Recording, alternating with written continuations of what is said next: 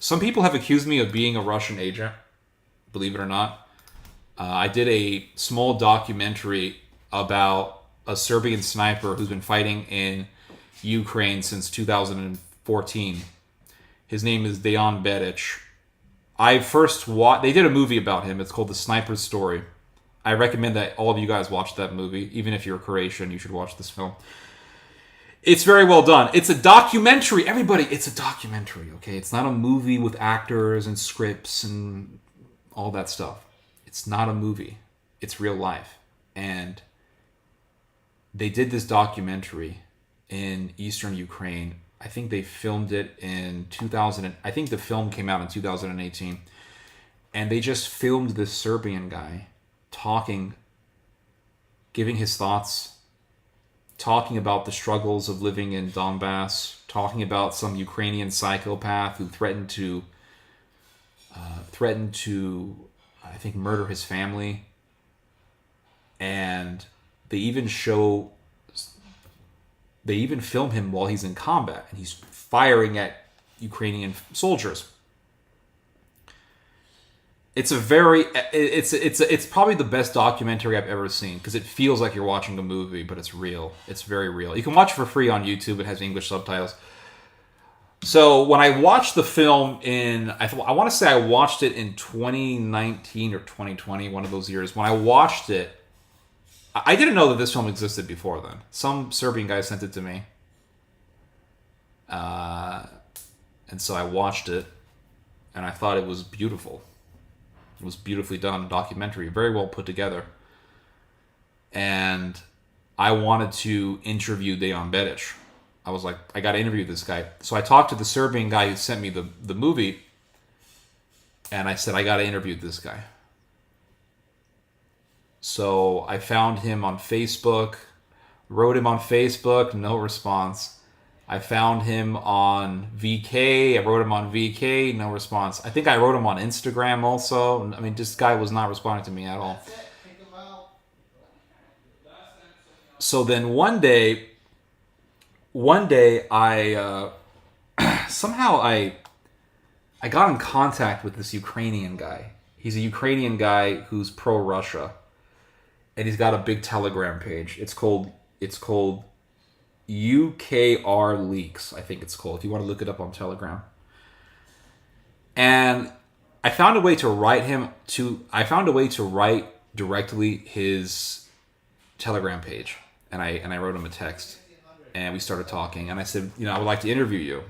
So he said, sure. So we did an interview. I got a Russian guy to help me with translation. And we did a very good interview. The guy was very educated on the matter of Ukraine. So then one day, months after I interviewed him, he sends me a text and he says, "Hey, do you know anything about these?" I forgot the name of it. It was like NAFTA or something. He asked me about some NGO that's critical of Russia, and I said, "No, I've never heard of them." And I thought to myself, since this guy has written me a question, I want to ask him a question. So I wrote him, because when you talk to people, it's like, if you don't know a guy very well, it's when you write someone directly, it's always like. Not when I say write directly, I don't mean just starting a casual conversation. I mean when you write someone a request, right, and you don't know the person very well, it always feels kind of awkward.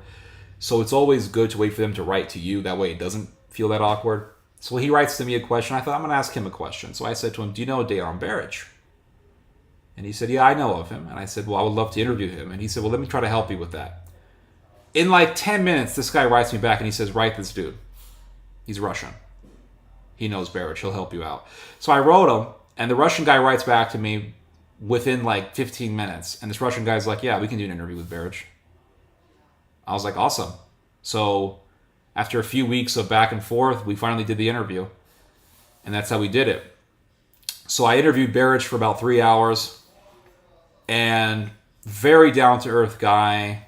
He has this... I don't know, for lack of better words, he has this stoicism about him. Like when I talk, you can tell, right? You can kind of tell the kind of guy I am, right? I got a lot of emotion. I'm kind of sporadic. I'm kind of out there. I raise my voice. I can be hysterical at times. But this guy, when he talks, he's just not quiet. He talks, but he's got this controlled, silent strength to him, and you can sense it when he's talking. Like there's something about his personality, and I think you need that kind of personality if you're going to be a sniper. Like when you're a sniper, you got to be patient, you got to be calculative, you got to be very careful, and you have to be very precise and very controlled and very calm. And it's kind of like the difference between Marines and Air Force guys. I was told years ago that there's a certain personality for every branch of the military. So guys who are in the Marines are like, bah, bah, let's go, hoorah, and they're very strong and they're very assertive. And guys who are in the Air Force, they're very calm. And I've talked to American Marines and I've talked to American pilots. And so far, that observation has been true. It's been very accurate. Every time I've met someone in the Air Force who's a pilot, they're just okay. They're not very reactive, right? They don't react easily. They can be insulted. People can tell them all sorts of crazy things, and they're like, okay, oh sure, yeah, it's okay. Like they're that kind of non-reactive personality. People in the Marine Corps are like, hoorah, let's go. Like they're more out there, and it's just different personalities, and people's brains are wired differently, and people have different temperaments. But this Serbian guy, Beric, he's very like, he's very. He has this internal control to him. It's very interesting. So we did the 3-hour interview. It's up on my channel. You can watch it. And so I took the interview and I took the parts of the interview that I thought were the most relevant and the most revealing and the most shocking. And I put it together in a single documentary that's about 20-something minutes long. And posted it up. It's, what's so sad is it's not really sad, but it is what it is, right? But it's kind of funny. Let's just say it's funny. What's kind of funny, because it is what it is, it's out of my control. What's kind of funny is I spent like 3 weeks or something working on this documentary, like editing and doing subtitle work. I mean, I hired a Serbian guy to help me with subtitles. No joke, I hired a guy. Like, I don't know, a week or something, 2 weeks. So it was a lot of time. So I'm like, okay, this damn thing is done, right? This documentary is finished. Here we go, everybody. Here we go. Is my internet connection functioning? Okay. I think we're good. It's like, okay, we're done, right? Like, this is done. So I posted up on YouTube. So I'm like, okay, let's just see how many views this thing's going to get. In like 5 hours, this thing gets 50 views. I'm not exaggerating. I'm like, hot damn. I mean, we're talking B-roll and music and subtitles and interviewing, talking to this Serbian fighter. He's been in this war for years. And I'm like, where the hell are all the pro-Russia people? You'll see these guys like, there's a lot of pro-Russia people online. And they're like, oh yeah, this interview with this Russian guy, it got 1 million views or something like that. Or this interview, not 1 million, but it's got thousands and thousands of views. Or this interview, like Douglas McGregor is talking or something, and it's like, 1 million views or something like that. And I'm like, okay, how many views is this thing going to get? This damn thing gets like 50 views in 5 hours. So I'm thinking, or maybe a little bit more, maybe like 70 views, all right? But it wasn't getting a lot. So I'm thinking, what the hell am I going to do? I spent all these hours and no one's even watching this damn thing. So I wrote that Russian dude, and I'm like, you got to help me out here. He said, okay. So he puts the documentary, he posted up on the Telegram page, the Beric's Telegram page, and then all these Serbian people came up, and we got lots of love from the Serbs. And that was it. It's like, what's up with these American people? They don't give a shit about any of this stuff. They don't care. Like, oh look, here's an interview, a nice, well done, put together documentary, and it's like they don't give a shit. But people have accused me, because I've done work like this for years. I interviewed a Serbian guy back in 2014. I I did a whole documentary about Kosovo in 2017. I interviewed 2 Russian anti-LGBT activists back in 2015. I think it was late 2014, early 2015. Milo Dekova was the name of the girl that was the name of the female activist. Yeah, I interviewed all these people, and I've been accused for years of being a Russian, like literally a Russian agent, which doesn't make any sense to me. Like, just because you're a May 15. Oh, okay, it's going on. Just because you're like, just because you have a certain position on something doesn't mean you're getting paid, right? It doesn't make you a shill. Just because, like, I could be hardcore pro Croatia, and I could be hardcore pro Ustasha, and a complete lunatic. Doesn't mean I'm getting Croatian money. You really have to. I mean, to make an accusation like that, you would really have to make a serious investigation and put forth some serious, clear-cut evidence for that. You can't just make that accusation. Some people are just pro-Russia. Some people like the fact that almost 100% of Russians are against the LGBT. Some people like the fact that there's a huge boom in Eastern Orthodox Christianity going on in Russia. Some people like the fact that the Russians are against global homo.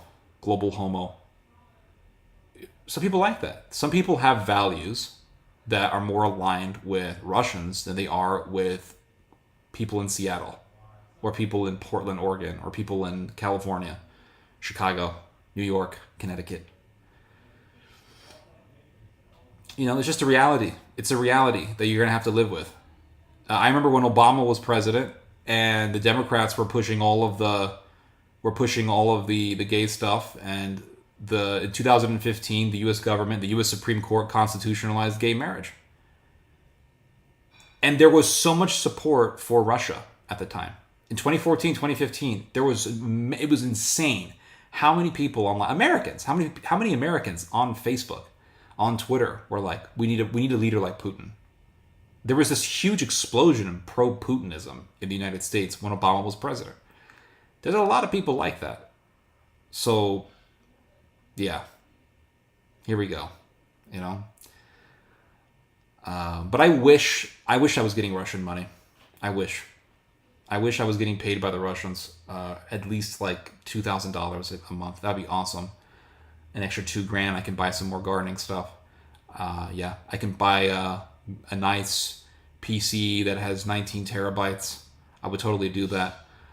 It would be really cool. It would be so cool to get phone calls at like 3 o'clock in the morning because of the time differences from some guy named Sergey, who's like, Fyodor, you will be interviewing Donbass commander tomorrow. Make sure you have everything, questions prepared, and translator will connect with you through Skype or through VK.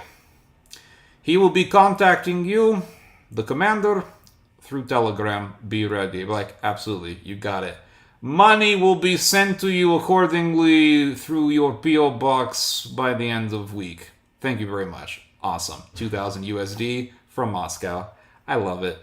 That would be freaking awesome, because then I would feel like I would be making extra money, and I could use that money to buy like more gardening stuff, more seeds, more soil. I could buy, I don't know, a bunch of wood to make some more gardening beds. I could buy myself a nice personal computer with 19 terabytes on it, maybe, and I can feel like a spy. I'm a spy. I'm not a double agent, but I'm a spy, guys. I'm a spy. That's pretty cool. Not gonna lie, that's pretty awesome.